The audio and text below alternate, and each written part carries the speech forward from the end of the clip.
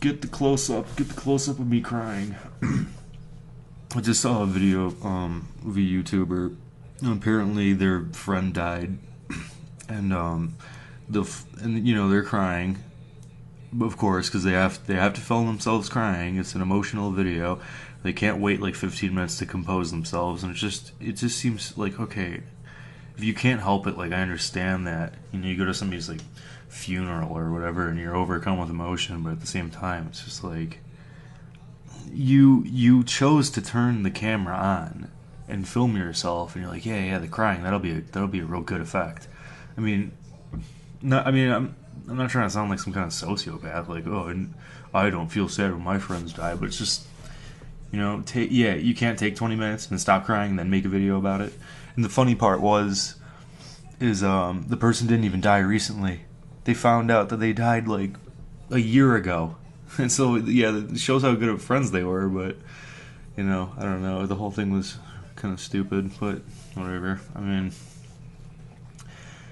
people dying, it's, man, the club, you're always everybody's best friend when you die. And people, not that specific instance that I was just talking about, obviously. I'm not going to keep trying to bash somebody. I don't want to name who it was or anything. I'm sure they're a sincere person, but I don't know, kind of made me wonder. And I just thought it was like, he chose to turn the camera on and make this video all emotional, and then, it's just whatever. Yeah, I don't know. Yeah, you die and then everyone's your friend. It's so funny, and that's the whole thing with like death. People can say whatever they want when somebody dies. Like, oh, I was their best friend, and we hung out all the time. We understood each other. We had this like soul connection or whatever it was. I remember actually one of my buddies died, not too long ago, but I mean it was solid, months and months, like over a year, but.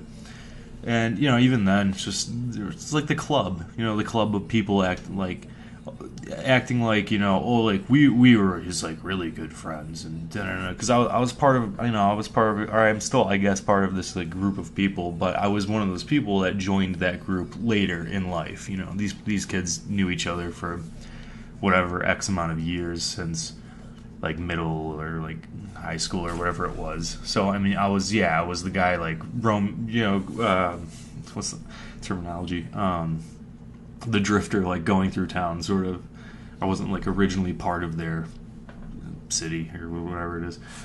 But yeah, it's just funny because I go to they all got together or whatever after this dude died, and it's like, I mean, it's hard not to talk about yourself when things like this happen, but it's just like I couldn't help but think, because I wasn't invited to like the little like grieving party or whatever. That sounds really insensitive, but the little whatever, they got together to like grieve and like hang out and be there for each other, and it's like, dude, I've been part of this group for like years at this point, though. I mean, I knew that they knew each other since like childhood, but still, I mean, I was part of this group for like years, and I would hang out with these people like pretty regularly, like probably every couple weeks, honestly. At least a time or two every month we would get together. So I just thought that was, and I liked the guy. I mean, I liked the guy a lot. I thought we actually did have a connection. I mean, not like romantic or anything, but we did get each other. And I know for a fact, I heard through someone else that the dude really liked me as well. So it just, I don't know. It's not about, because it is sort of almost an ego thing. Like yeah, like everybody needs to know how much like I cared about this person or whatever. But it's just like, thanks for inviting me to the little grieving party. I was in my apartment by myself, and it's like, it's fine, I can deal with stuff, but it's just like, it's just kind of like saying something inadvertently, like you're not saying it, but you're kind of saying it by like not inviting me, like, oh, you were like never really part of this group, you didn't even appreciate this person, kind of, whatever. That's their fucking problem, I know that.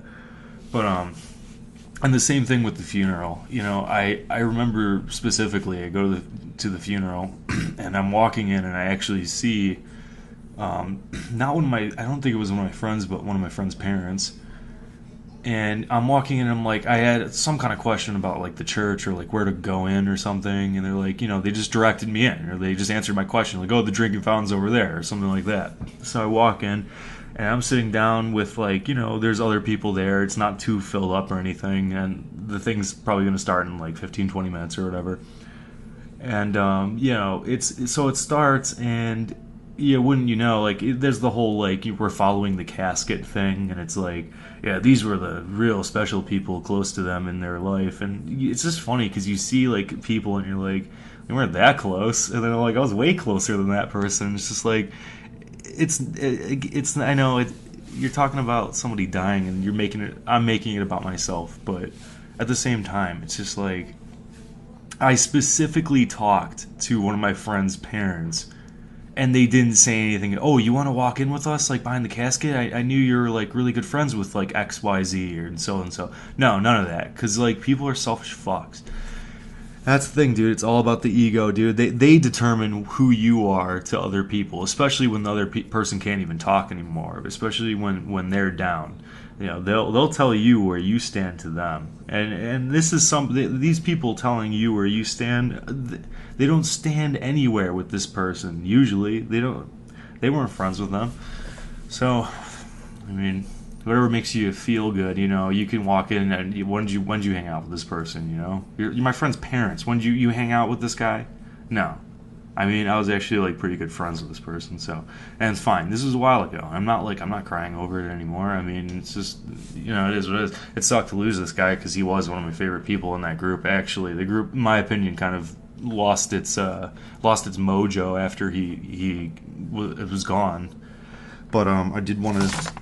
I guess I got kind of sidetracked there. Talking about death and talking about looking through lenses. I guess we can branch off with that through like grieving and death. There's the whole thing with like I don't know if I've talked about this before, but the romanticizing being afflicted with something, and I think a lot of people do this, and especially in like media, which you can argue, yeah, it's media, it's not real life, but at the same time, media does reflect. I mean, art reflects the artist, and what you output reflects who you are. And people consume all this media, and it's, who are the interesting characters? It's always these characters that are like, oh, they're schizophrenic or like whatever, like Fight Club. He's like, oh, he has like multiple personalities or whatever, and like whatever, the character's depressed or the character's like anxious or whatever it is. They have some like Achilles heel, like they're like afflicted with something mentally, and I understand that people are afflicted with things in real life sometimes, but I don't think it's something that should be glorified or romanticized in society. And unfortunately, I think our society does do that. And another reason, I guess this is a societal reason of why I don't like that, but it's kind of like if you're depressed or if you're anxious, it kind of discredits you when you speak of depression or like when you speak of anxiety. Like you're almost not allowed to be depressed if you're like labeled depressed or you're maybe like diagnosed with depression. Like apparently you don't really know what depressed is in a way. Let me try to word that better.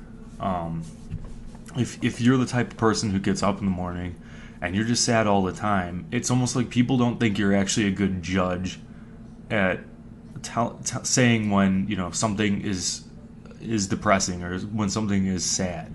So I don't understand why they're trying to like shoot for this target, and they're trying to be this unique individual with like this Achilles heel, or like they think they have some kind of superpower in their back pocket. Like everyone's so unique, and it's like you're unique like a tree's unique.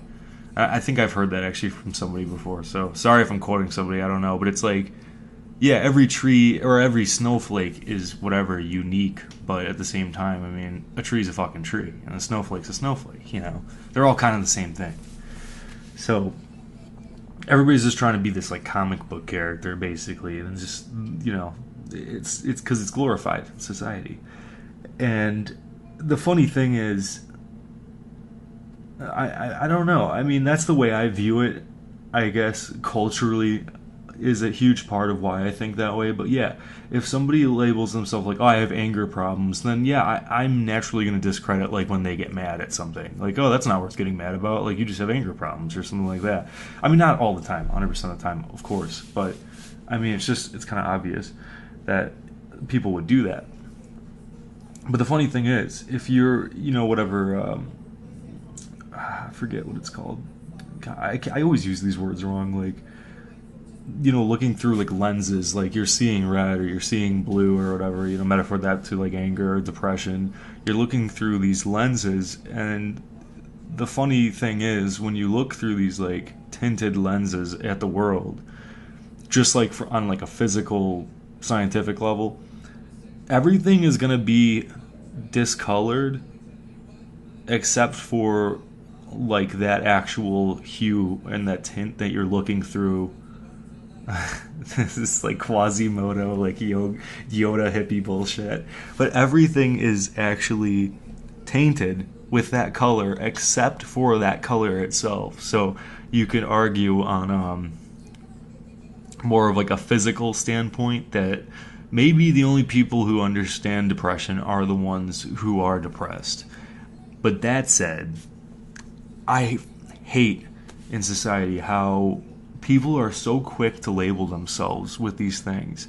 Like, oh, I have depression. I was sad for like whatever 5 weeks or something, and I get bummed out. And it's like, dude, okay, if you're crying every day about you can't even pinpoint why you're crying or whatever, and you're really upset all the time, like, yeah, maybe you have depression. But I think a lot of people don't really have these illnesses and these ailments that they claim to or they like to think themselves having, which is weird because why would you want to think yourself having some kind of ailment?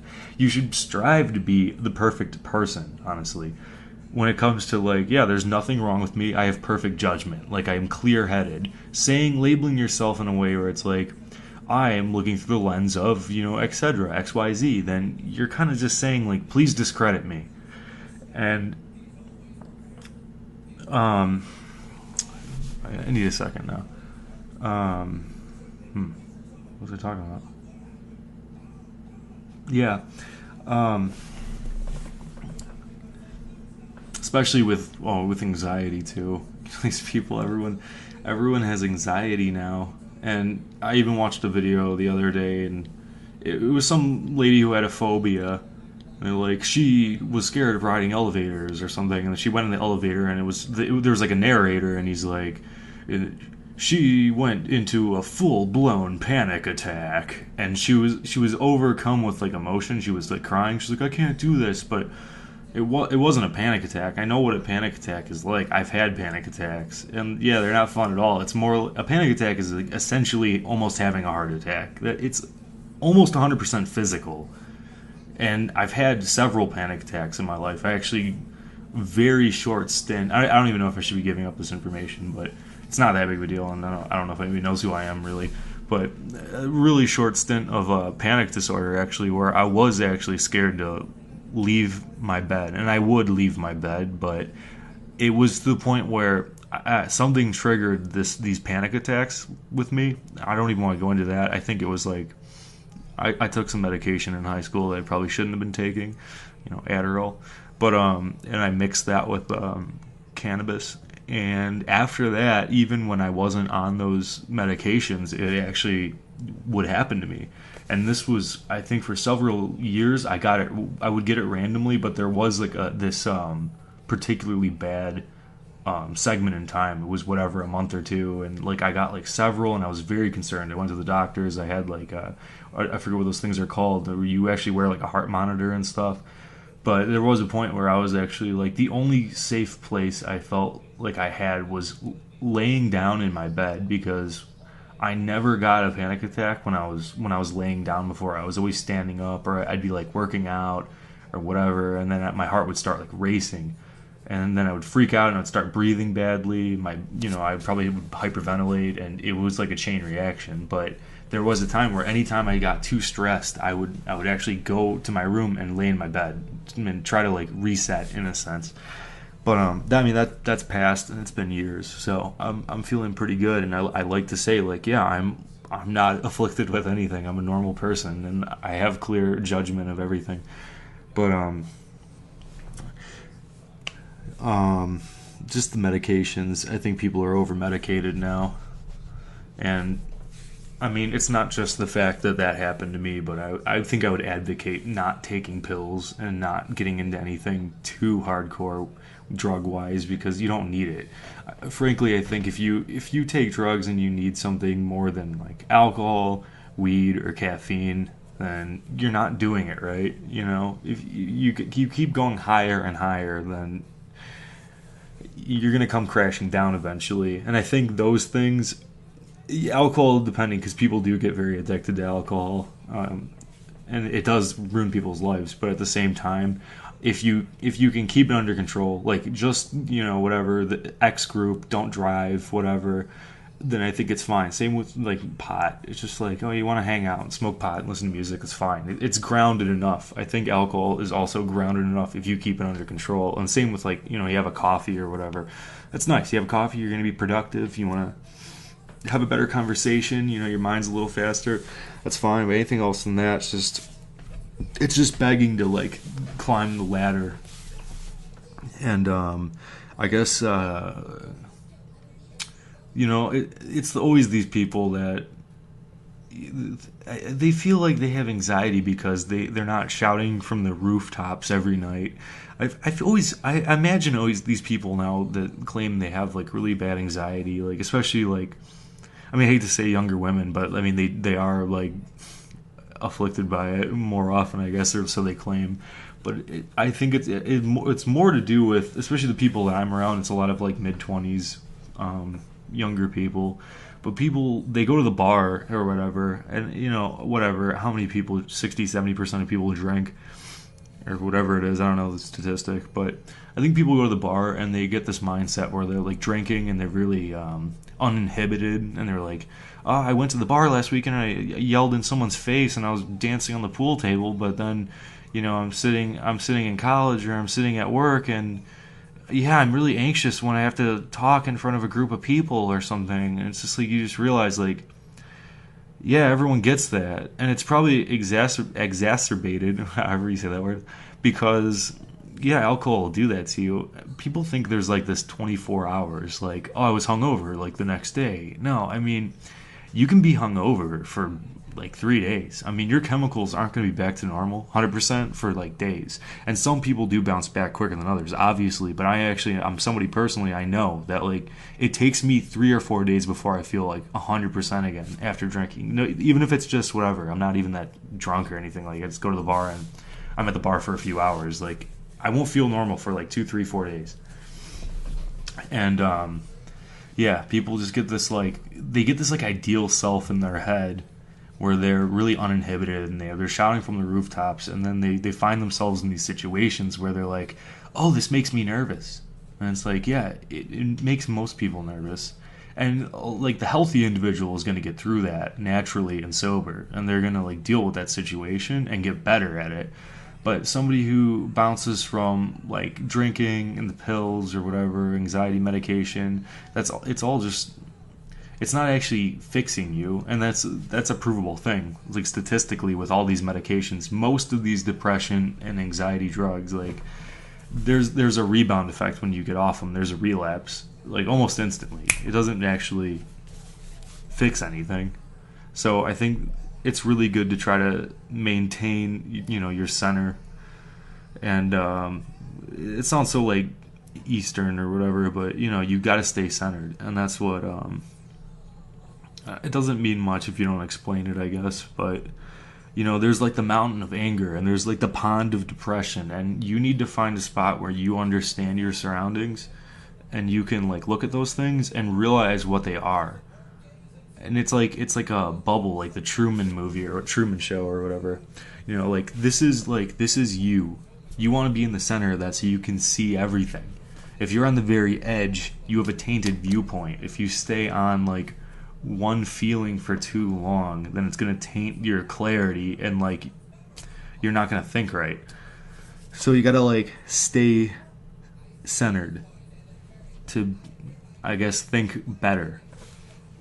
And I guess, I mean, I hate to, I'm not trying to say like with the anxiety thing, I'm not trying to like bash women or anything. I think a lot of people do that. You know, a lot of people are medicated nowadays. A lot of people are claiming they have some kind of like ludicrous like ailment that only affects like 0.005% of people. Like, oh, like I have multiple personalities or something. It's funny because when that was added to the whatever it's called, DMI or DIM, some kind of medical book or whatever, the diagnose book. When that was added, there was like hundreds and like all these people that suddenly got this multiple personalities. And I'm not saying it doesn't exist, but it's just a good example. Once you put it in somebody's head, like this is a unique like ailment, this will make you feel special, then people are gonna be like, oh, that's me, yeah, that's me.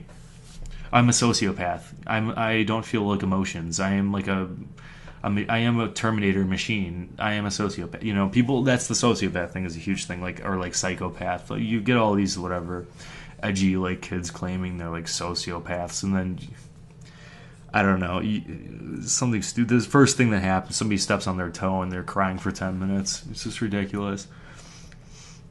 And yeah, I guess just wanted to end on one other thing. I want to make a video about, I guess, men and women in general, maybe about dating or something, but I want to start it off by saying, I guess because my last video was about like hobbies, essentially, I was talking about card games, but I think in general, like, I think men and guys and boys and whatever, males, tend to like express themselves through a medium more often than women. And I'm not claiming that that's better or worse. So this isn't, sexist or anything. I'm not saying, oh, that's better or this is worse. But I'm saying I think, yeah, guys generally do that. And guys express themselves. That's because culturally it's more acceptable for like women to get together and talk about their feelings and their problems and just talk. Like that's kind of like a hobby that like girls do. Not that, I mean, I love talking myself and I want to find more people that like talking, but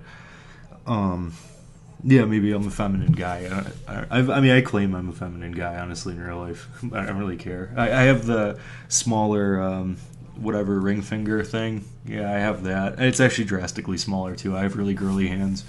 But that's the whole thing, guys get into, like, sports. And then they, like I was saying about, like, the self-expression. The self-expression comes through these hobbies and these mediums. So it's like you're doing your art on the field. You're doing your art while you're playing the game.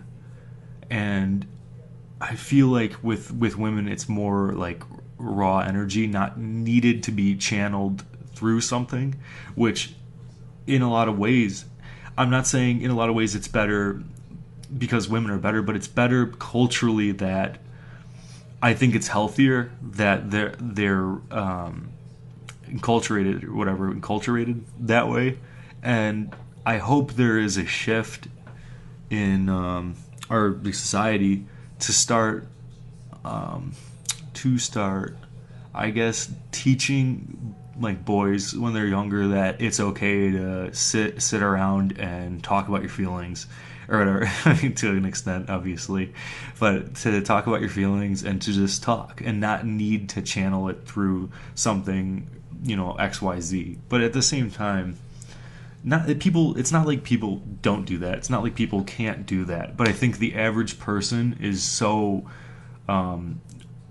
unaware. They're so they're not refined at doing that, so it feels very uncomfortable for them. Especially, I feel like a lot of, especially older men, they were in this like rootin' tootin' like tough guy kind of like age, where like I walked uphill like to school both ways, whatever, and it was all about we played sports after school and we got together with the guys and drove our minivan and trying to get the girls by the lake and the bubblegum shop or whatever the fuck it was, and yeah, I just hope there's a cultural shift soon. And I mean, as close as we can, as even as we can get it. And it's never going to be even because, yeah, biologically, men and women are different. But I think we should, we should teach people, and we should teach people like equally, and not really be so concerned with their gender or their sex or whatever the politically correct thing is now. I'm not too up to date on that. I don't even know how to what the LBTGD or whatever community. That's cool. It's a community where they're accepting of all the different genders or something. I don't know. I'm a little I'm a little with that, but I mean, more power to you. Just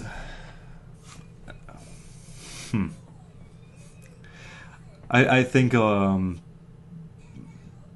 yeah, some people are boyish girls and some people are girly guys, and that's okay. And I feel like that should also be taught, I guess, that's okay, and you don't need to take it to an extreme. And I think it does kind of mirror what I was talking about with like depression and anxiety. I'm not claiming that every single person falls under this broad assumption or anything, but I think that people like to take things to extremes. They like to have this like unique thing about them, and in the whole society, this new narrative, this new agenda where they're pushing for like, oh, you're born a girl, like you should transition to a girl as soon as possible, even when you're like 10 years old. And it's just like, maybe it's just a girly guy, maybe he just likes to play dress up or something like that, whatever. I just think it's funny. It almost seems like it's easier for people to get these hormones when they want to transition. Forget what it's called, so don't crucify me. Sexes or genders or whatever it is, I don't know. I'm not that up to date on the terms, but I feel like it's almost easier to get these drugs for that than a guy. This is what's so criminal about it, in my opinion. A man who goes to the doctor and he has, say, normal testosterone levels, or maybe slightly low, like medium, and he just says, doctor, I feel like this kind of man. I feel like 70% of a man, but I know I'm 100% man. I know I'm 120% man. The doctor's not going to give him testosterone. He's not going to be prescribed that. But I would argue, why the fuck not? If the guy wants it, if he wants testosterone, even if it can give him heart problems or whatever, if he wants it, and he feels like he's not as manly as he was born. I mean, you can make this argument. I was born a man, but I was, in my head, I'm actually more manly than I am physically. So I need drugs now. And they won't give that guy the drugs. But for some reason, if he goes, I was actually a woman. I'm a woman mentally, and I want to transition to a woman, they'll give him those drugs like that. And I just think that's ridiculous. If you want to take steroids, I think it should be legal, to be honest. But yeah, it's all these lines. It's all these lines that people who think they're the great judges, and it's all the strictly politics. It's all like on the dot, or here and now politics. Whatever society is trying to spout out, that's what's right and that's what's wrong. And I guess it just reminded me of that, the whole hormone thing. It's fine if you want to take hormones. It's cool. I think you should be a certain age before you're allowed to do that. I don't think kids should do that. But I mean, dude, and especially even women. I don't even know what hormones would do. I think it's almost like birth control or something. But if a woman's like, I'm a woman, but I'm even more of a womanly woman than I was born. Yeah, give her estrogen. Like, I don't know. Man, who cares? Give the drugs away for free, and then let the foam rise where it'll rise. But I feel like I didn't hit on everything. But the point is, medication. Jumping back to this.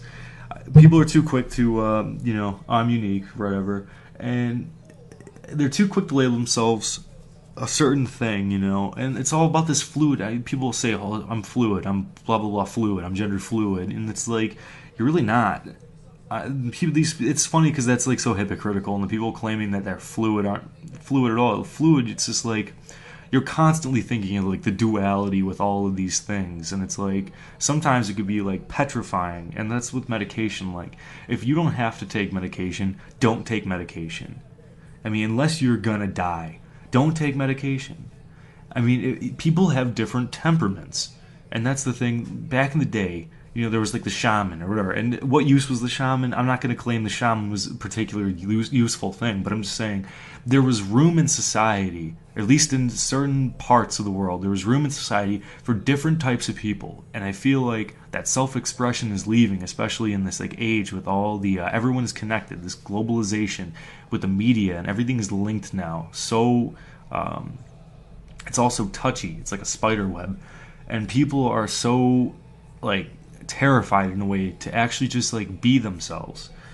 And if your temperament is just, I don't know, crying every day till you blow your head off, then I guess that's your temperament. If you can't find your center, then that's your temperament. By all means, caution, pause the video.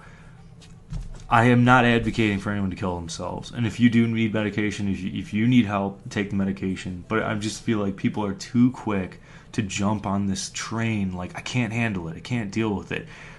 I just want people to really look at themselves, and I wish it was like, I've dealt with this for years and years, and it was really affecting my life for years and years. I was barely functioning, and it's like, okay, fine. Take the pill. Take the pill. But at the same time, don't expect me to think that you're some kind of hero, or I don't know, you're so brave. And that's with the heroin addicts. They get off heroin, and everyone acts like they're like a superstar. Then like, oh, they're such a commendable hero. They got off heroin and whatever. And it's like, I don't know. It's like people are so quick to like rub their back because a guy was stupid enough to get on the drug in the first place and then quit. And it's like, congratulations, you quit. Especially if it's like one of my friends or something. It's like, I'm so glad you're off heroin. Obviously, if you're on heroin, stop doing heroin. But at the same time, I'm gonna just think of you as a normal person. I'm not gonna be like, oh, you got off heroin, you're so awesome, you should get money for that, you should be like the leader of like some support, blah blah blah, or whatever, giving advice, or I don't know, on some podium. And it's like, no, you were just an idiot, and then now you're like less of an idiot because you got off the thing. I mean, my God, I never did heroin. I mean, I don't want to. I'm not stupid enough to. I mean, I don't know. It's just like, I feel like the functioning, the middle ground people, the just normal functioning people are probably the most neglected people there is. And that's why people are so quick to try to make themselves unique in some way. You're like, oh, I'm a special snowflake because XYZ, because I have this affliction, or because like whatever. And it's just like, you gotta realize like, no, you're not special. No one's special. I mean, like, a tree's a tree. Like, yeah, you're unique, but you're not special. So just deal with it and try to live life from there. If you don't, then you're living life, you're starting it off on the wrong foot. You start off on the wrong side of the bed, and you're going to be walking opposite feet the entire day. And in the back of your mind, man, it'll be like, like a deja vu kind of thing, but like, it's like I'm stepping with my left foot, and I feel like I should be stepping with my right. It's not, you're not laying a good foundation. And yeah, I don't know. This was really rambly. I don't even know what I talked about, to be honest, at this point. This went way longer than I thought to. But, well, hope you got something from it. And please don't crucify me for talking about genders and medication. Again, if you are someone who needs help, please call a hotline. Please stay on the medication if you really, really need it. But if you're considering getting on medication, especially this Adderall too now, everyone's ADD apparently. And that's another topic, maybe another video. But if you're thinking about getting on medication, make sure at least that you very carefully considered how you've been feeling for a long time, not just the last 2 months, or not just because you broke a nail yesterday, or someone important to you died maybe a few months or 4 months or 5 months ago. You're still in mourning, maybe even a year. That could still affect you. So I just think people should be really careful before they label themselves incapable of dealing with something, simply trying to find their center. And I think when that's cultivated, you just become a more balanced person. And you can view all of the landscape of your psyche better. And if you want to grow like Buddha, a big belly of knowledge, then I think that's the only way,